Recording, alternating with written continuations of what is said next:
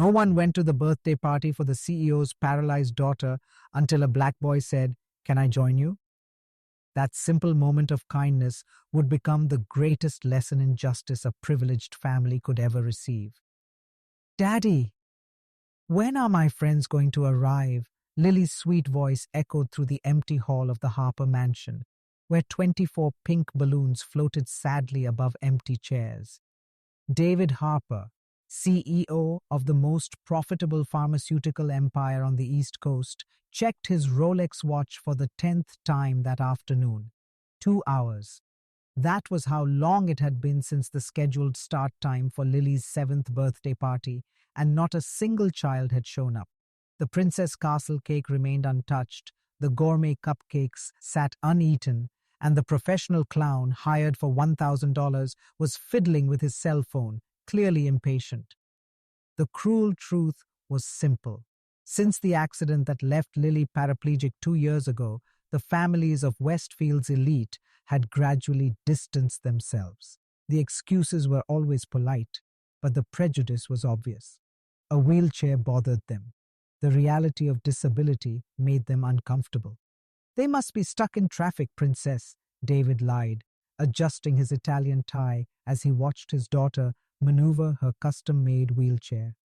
Her every movement was a painful reminder of Sarah, his wife, who died in the same accident that injured Lily. Just then the doorbell rang. David practically ran to the front door, preparing his best executive smile to finally welcome a guest. But when he opened the ornate door, his smile faltered. A black boy of about 8 stood on the marble steps, wearing a Superman t-shirt with a few holes in it and jeans that had clearly been patched.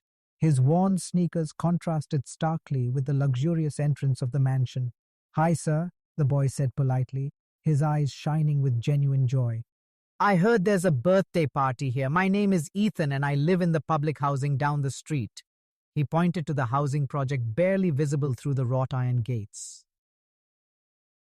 David was momentarily speechless. Of all the rich kids in Westfield who had rejected Lily's invitation, it was a poor kid from the community who had come knocking, asking to join the party. "I don't have an invitation," Ethan continued honestly, "but I promise I'll be on my best behavior. I just saw the balloons through the window and thought maybe the birthday girl was feeling lonely." Before David could respond, Lily appeared behind him, pushing her wheelchair curiously. "Daddy, who is it?" Ethan smiled broadly, revealing a missing front tooth. "Hi, you must be the birthday girl. Happy birthday. Sorry, I don't have a present, but I can sing happy birthday really loud if you want." Lily laughed for the first time in months. "Do you really want to stay at my party?" "Of course I do. Birthday parties are the best thing ever." David watched the interaction with growing amazement. In 5 minutes, an unknown boy had achieved what expensive therapists and organized events had failed to do: make Lily smile genuinely. But there was something in Ethan's eyes, a subtle maturity that seemed strange for someone so young, as if he understood perfectly the kind of loneliness Lily was feeling, as if he had already faced his own kind of rejection and exclusion. "Come in, Ethan," David said, opening the mansion door wide. Lily really needed a true friend. The afternoon that followed was a revelation that left David completely baffled. Ethan didn't just attend the party. He transformed it. He played with Lily as if her wheelchair was the least important thing in the world, inventing games where she was the heroine and making a point of complimenting every detail of the decorations as if they were the most impressive things he had ever seen. "Man, that cake is huge," Ethan exclaimed, his eyes wide. "In my family, we celebrate with boxed cake, but this one looks like something out of a movie." Lily laughed so hard she almost choked on her soda. "Ethan, you're the funniest friend I've ever had."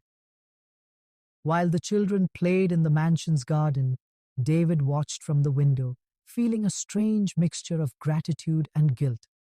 How was it possible that an 8-year-old boy from the suburbs had more compassion and naturalness than the entire educated elite of Westfield? That's when the phone rang. "David, this is Victoria Langston," said the cold voice on the other end of the line. Victoria was the mother of one of Lily's old friends and president of the board of the most exclusive private school in town. I need to talk to you about a delicate matter. What's going on, Victoria? Well, some mothers have called me with concerns. They say there's a different child playing on your property, a child who clearly doesn't belong in our social circle. David felt the blood rush to his head. Are you talking about Ethan, the only boy who cared enough to show up at my daughter's party? David, you need to understand our position. We have traditional families with certain standards. We don't want our children mixing with unsuitable elements, especially considering Lily's fragile state. The coldness of her words hit David like a punch. You, unsuitable elements? Victoria, you're talking about an 8-year-old child. A child from that housing project, David. We all know what kind of people live there. Drugs, violence, lack of family structure. Do you really want to expose Lily to that influence? Through the window, David could see Ethan carefully pushing Lily's wheelchair through the garden, both of them laughing as they pretended to be race car drivers. The scene was so pure and joyful that it contrasted brutally with the venom coming out of the phone. You know what, Victoria? Ethan has shown more class and manners in 2 hours than you have in years of friendship. David, don't be naive. These people always have ulterior motives. They're probably already planning how to exploit your generosity. After he hung up the phone, David stood still, watching the children. For the first time in 2 years, Lily was genuinely happy, and he was being attacked for it. Later, as Ethan was getting ready to leave, something happened that David would never forget. Lily took her new friend's hand and said, "Ethan, are you coming back tomorrow?" "If my dad lets me, I'll be back every day," Ethan replied, smiling broadly. "What if people say bad things about you?" Lily asked. Ethan was serious for a moment, a surprising maturity shining in his young eyes. "Lily, my grandmother always teaches me one important thing. People who judge by appearances can never see people's hearts, and people with good hearts don't care what bad people think." David felt a lump in his throat. This 8-year-old boy had more wisdom about human dignity than any of the multimillionaire CEOs he knew. "Ethan," David said, kneeling to the boy's height, "you will always be welcome in this house. Always." "Thank you, Mr. Harper," Ethan replied, "and don't worry about what people will say. My family has been through much worse, and we always come out stronger." There was something in the way Ethan said it that made David realize there was much more to that family than met the eye. A quiet strength, a dignity that neither poverty nor prejudice could break. As he watched the boy walk back to the public housing, David had no idea that this seemingly innocent encounter was about to expose the deepest rot in Westfield, and that the real lesson in justice would come from where he least expected it. What those privileged people didn't know was that every word of contempt was being carefully observed by eyes that understood perfectly the true character of each one of them, and that some lessons in humility come wrapped in the most unexpected packages possible. In the days following Lily's party, the silent war against the Harper family intensified in a cruel and calculated manner. Victoria Langston had mobilized her network of influence like a general organizing an army, and the attacks came from all sides simultaneously. The first strike was at Lily's private school. "Mr. Harper," Headmistress Margaret Whitmore said during a frosty phone call on Monday morning, "we've received some concerns from parents about inappropriate associations that may be affecting the school environment. Perhaps it would be best to reconsider some of Lily's friendships." "Are you referring to Ethan?"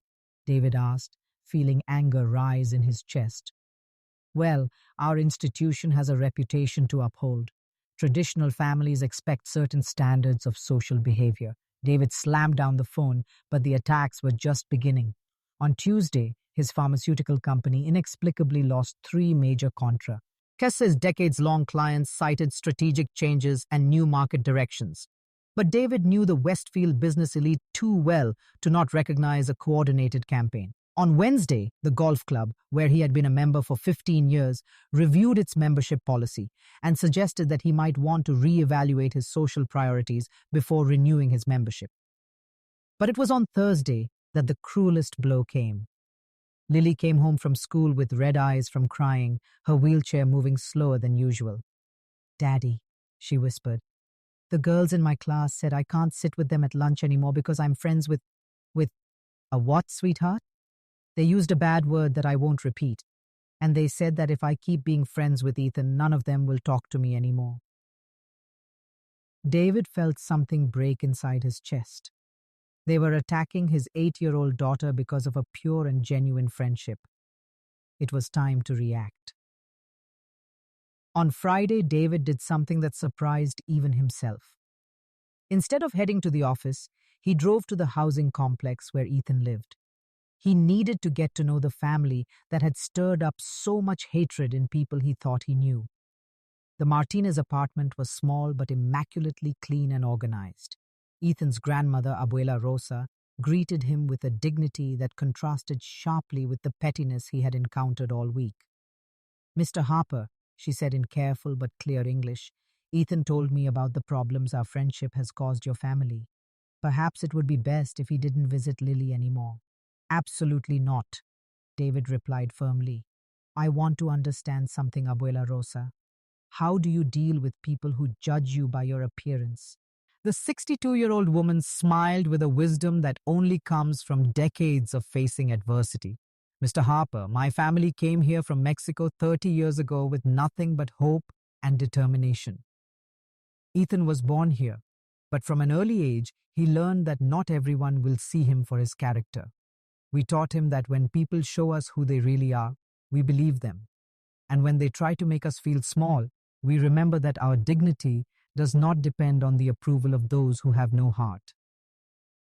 Just then, Carlos Martinez, Ethan's father, arrived home from work. His hands were dirty with grease and paint, and his construction uniform revealed long hours of hard physical labor. But when he greeted David, his posture showed unshakable pride. "Mr. Harper, I want you to know that our family is not looking for charity or special favors. We work hard for what we have, and we have taught Ethan to do the same."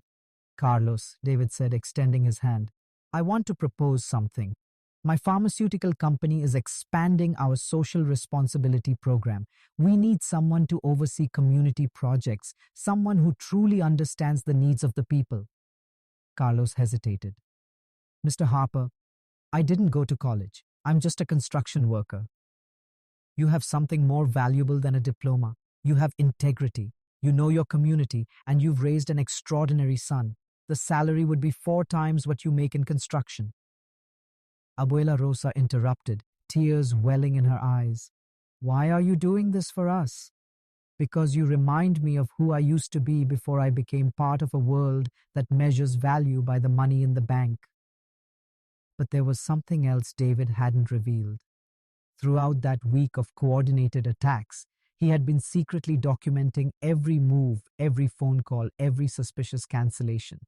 As the CEO of a multi-million-dollar pharmaceutical entity, Cal Company, David had resources and connections Victoria Langston couldn't even imagine.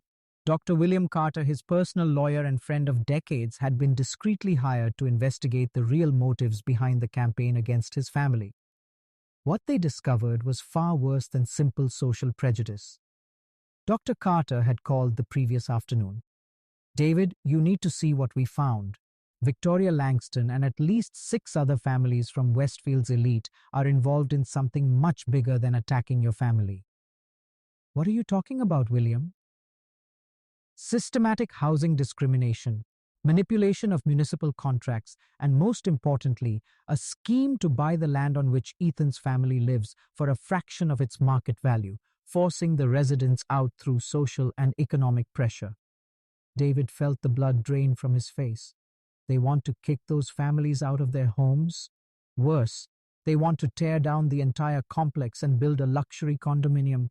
The project has already been approved by the city council with signatures from everyone involved in the boycott against you. At that moment, sitting in the humble but dignified Martinez family living room, David understood that this had never been about Ethan or Lily. It was about power, greed, and the sadistic desire to eliminate anything that reminded the Westfield elite that there were people with genuine values in a world built on appearances. "Carlos," David said calmly, "will you take the job at my company?" "Yes, sir. It would be an honor." "Great, because your first project will be very special. We're going to prove that some people make the fatal mistake of underestimating both the power of unity and the consequences of messing with the wrong family." What Victoria Langston and her allies didn't know was that every move of discrimination was being carefully documented by someone with enough resources to turn predators into prey, and that the real battle was just beginning. The Westfield City Council meeting on Monday night should have been a mere formality. Victoria Langston and her allies had carefully orchestrated every detail for months, ensuring that the vote to demolish the housing complex and approve the luxury condominium would be virtually unanimous. "Item 15 on the agenda," announced Mayor Thompson, clearly bored. "Final approval for the Westfield Gardens project, replacing the current housing complex with high-end residences." Victoria adjusted her Chanel blazer and smiled confidently from the front row, surrounded by her allies from the local elite. Next to her, developer Edward Carlton reviewed the contracts that would yield millions in profits for everyone involved. It was the ultimate victory, not just against David Harper, but against any notion that unsuitable people belonged in her exclusive neighborhood. That's when the auditorium doors opened. David Harper entered, accompanied by Carlos Martinez, Dr. William Carter, and even more surprisingly, 3 investigative journalists and a representative from the Federal Housing Department. Victoria felt a chill in her stomach but kept her composure. These were just the desperate attempts of a defeated man. "Mr. Harper," Mayor Thompson said nervously, "this meeting is almost over." "Actually," David interrupted calmly, "I would like to present some relevant information about the Westfield Gardens project that the council should perhaps know before voting." Dr. Carter approached the podium carrying a bulky folder. "Council members, I represent not only Mr. Harper but also 68 families residing in a housing complex who are being illegally coerced into abandoning their homes." Victoria felt her heart race. "That's ridiculous," she shouted. "All families were properly notified in accordance with the law." "Ms. Langston," Carter continued with an icy smile, "you might want to recaution the side of that statement." He activated a projector, and the first image appeared on the screen, an audio recording. Victoria's voice echoed through the auditorium. "We need to make these people's lives so uncomfortable that they have no choice but to accept our ridiculous offer. Cut off services, increase fines, do whatever it takes." Victoria's blood turned to ice. "That's an illegal recording without consent," she shouted, losing all composure. "Actually," said the federal agent present, "you have been under investigation for 3 months for violations of the Federal Fair Housing Act.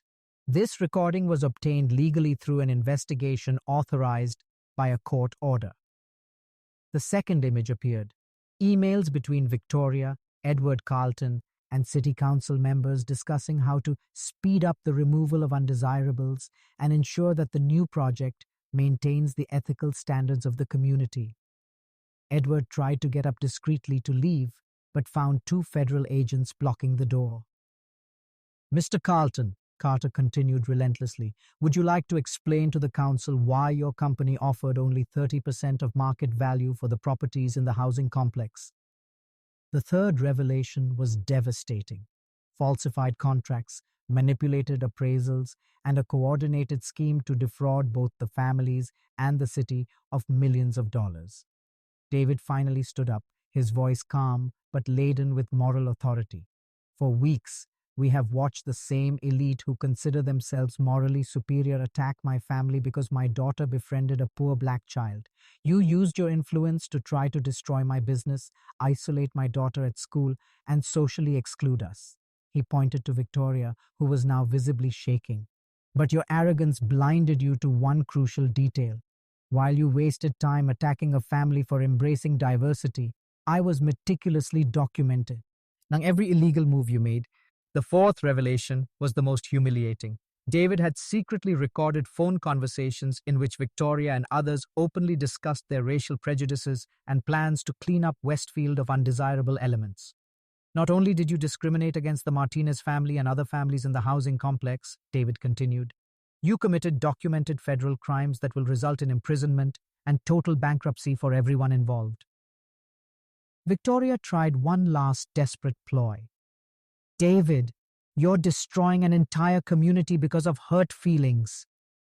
Carlos Martinez rose slowly, his unshakable dignity contrasting with her desperation. Ma'am, my family came to this country 30 years ago with nothing but hope and a willingness to work.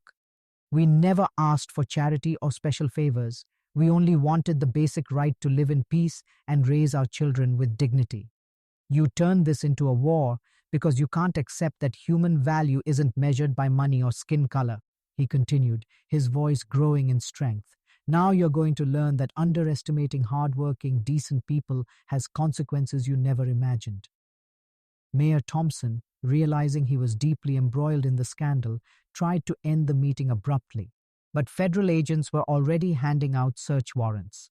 Victoria Langston, the woman who had orchestrated a vicious campaign against an innocent family, was led out of the auditorium in handcuffs as camera flashes recorded every second of her public humiliation. As the handcuffs closed around the wrists of those who once thought they were above the law, one question echoed in the air. Can true justice really heal such deep wounds, or must some lessons about humanity be learned in the most painful way possible? 6 months after the scandal that rocked Westfield, the transformation was visible on every corner of the city. David Harper was in his redesigned office, now decorated with drawings by children who had benefited from his pharmaceutical company's social programs, when Lily rolled in, pushing her wheelchair with renewed energy. "Dad, look!" she exclaimed, showing him a photo on her tablet. "Ethan won first place at the school science fair. His project on preventive medicine in the community was chosen to represent the city at the state fair." David smiled, remembering how just a few months ago that same boy had been treated like a threat by the local elite. Now Ethan attended the same private school as Lily, with a full scholarship sponsored by Harper Pharmaceuticals, and had become one of the school's academic stars. Lily's life had been completely transformed. Far from the false friends who had abandoned her because of prejudice, she had found a genuine circle of children who valued her for her brilliant personality and sharp sense of humor. Her physical disability had become just a minor detail amid true friendships built on mutual respect and sincere affection. "You know what else, Dad?" Lily continued excitedly.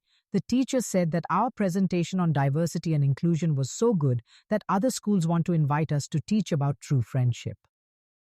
The phone rang, and David answered with a smile still on his face.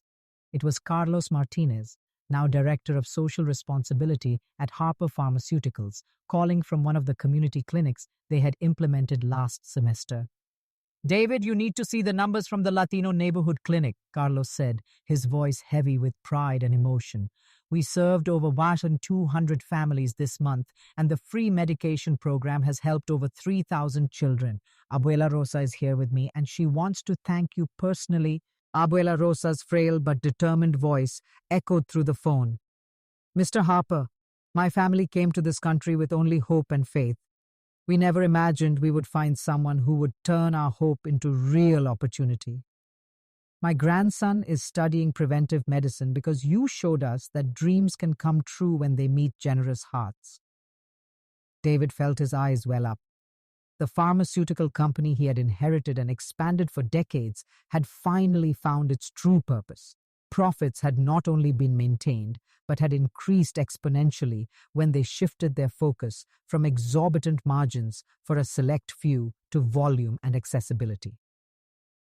Meanwhile, across town, Victoria Langston faced a drastically different reality.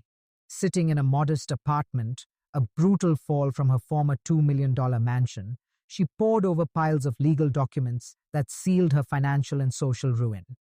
Federal investigations had uncovered not only the real estate scheme, but a web of corruption that stretched back decades. Victoria had lost literally everything: her home, her investments, her social status, and most of all, her family's respect. Her adult children had completely cut her off, ashamed by the public exposure of her prejudices and crimes. Edward Carlton, the developer who had orchestrated the real estate scheme, was serving an 8-year federal prison sentence. His company had gone bankrupt, and the properties he had planned to steal from the families in the housing complex were turned into a model community center providing education, healthcare, and job opportunities for the entire region. Mayor Thompson had resigned in disgrace and been replaced by Sofia Alvarez, the first Latina mayor in Westfield's history, elected on a platform of inclusion and social justice. Her first act had been to appoint Carlos Martinez as special advisor for community development. Private estate.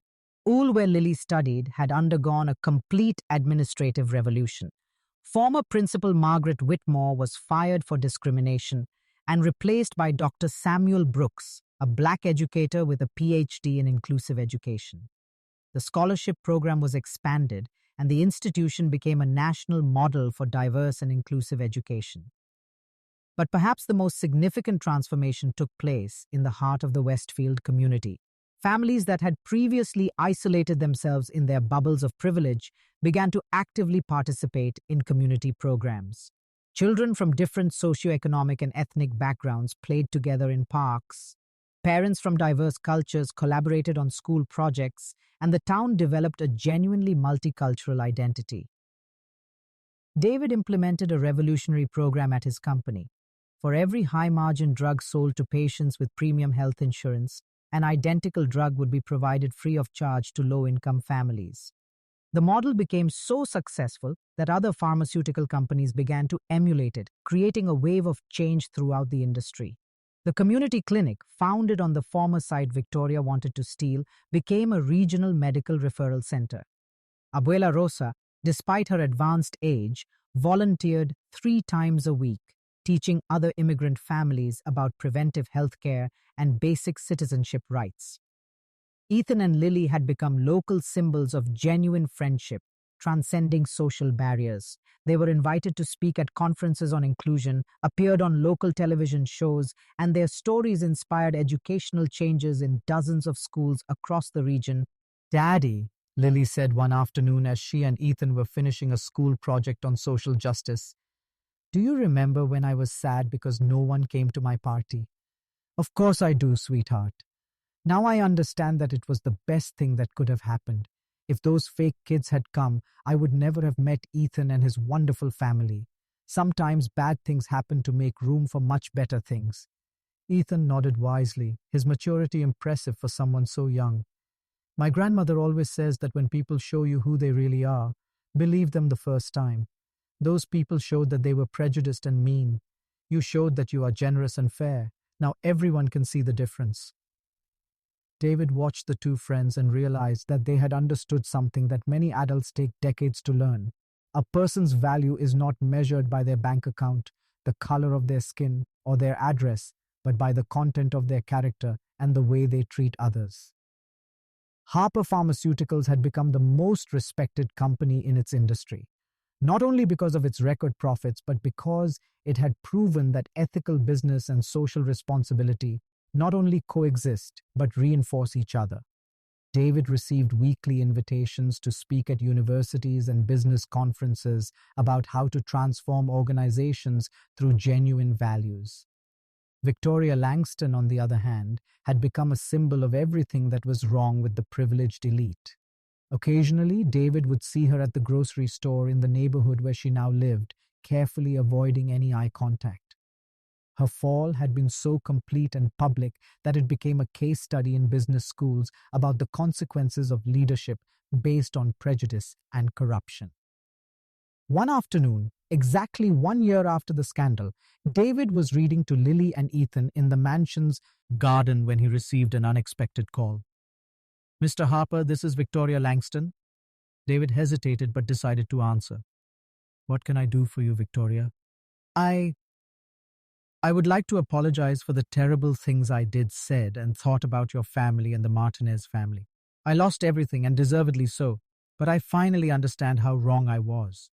Victoria, I appreciate your words, but your apologies should go to the families you tried to harm, not to me. I've already done that.